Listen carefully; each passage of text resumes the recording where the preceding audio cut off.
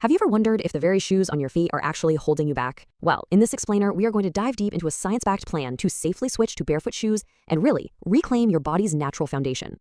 Let's just start with a pretty powerful question. What if, for years, the very shoes that were supposedly designed to support you have actually been making you weaker? I mean, what if they've been acting like a rigid cast on one of the most brilliant parts of your body?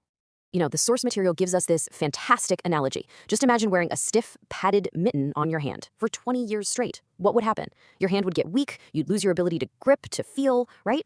Well, the argument here is that's exactly what our cushioned, narrow shoes do to our feet. They provide so much external support that our foot's own muscles, they just kind of go to sleep. So the really big takeaway here is that this journey isn't just a fashion choice or about changing your footwear. Nope, it's about deliberately reawakening all those little muscles, nerves, and bones that form the literal foundation of how you move through the world. And listen, this isn't just some theory. Get this. Research from the University of Liverpool found that by simply walking around in minimalist shoes, you can increase your foot muscle strength by a massive 60%. And that's in just 6 months. That is a huge return on investment for such a simple change. Okay, this brings us to what is, without a doubt, the single most important rule for making this transition safely. Let's call it the tortoise versus the hare rule. So here's the simple biology behind this rule. You've got two systems in your body that are adapting at totally different speeds. The hare, that's your muscles. They adapt super fast. You'll feel them getting stronger in just a few weeks. But then you have the tortoise. That's your bones, your ligaments, your tendons. They adapt so much more slowly. It takes them months and months to get denser and stronger to handle new kinds of stress. And this right here, this is the golden rule.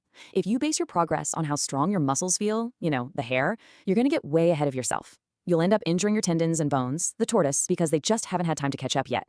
So patience is absolutely everything. You have to pace for the slowest part of the system. All right, so with that crucial rule locked in our minds, let's get practical. Here's the step-by-step timeline. And what's interesting is it actually starts before you even put the new shoes on. So the guide recommends you start this really simple routine about a week beforehand. Think of it as a wake-up call for your feet. First, the toe splay. This helps activate all those tiny balance muscles. Then you've got the ball roll, which is amazing for loosening up all that tight tissue on the bottom of your foot. And finally, the calf drop. This one is so important for getting your Achilles tendon ready for a zero-drop shoe.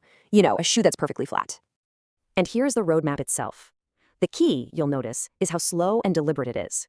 Weeks 1 to 4, that's the awakening. Just 15, maybe 30 minutes a day, and only indoors. This lets your brain get used to the new feelings. Then months 2 and 3, that's the build. We're upping it to a couple of hours for short errands. This is where you'll start to feel that good soreness as the hare, your muscles, get going. Then from months 4 to 6, it's integration. This is where the tortoise, your tendons, finally start catching up, letting you go for longer walks. And finally, after 6 months, you hit the lifestyle phase.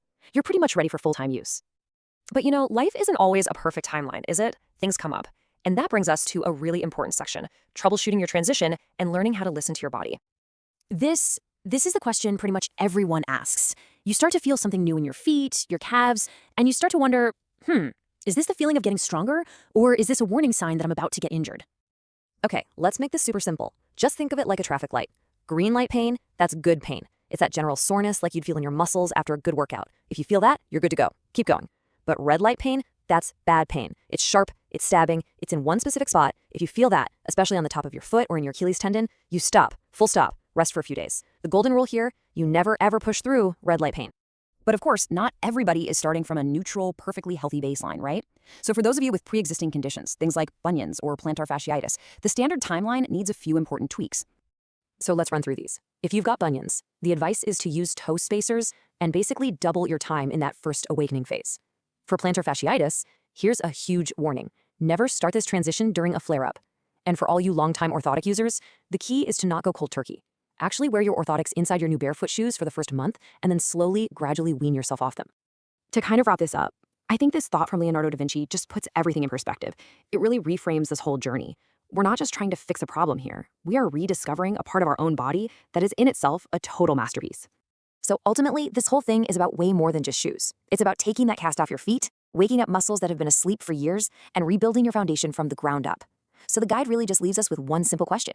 Are you ready to let your feet be feet again?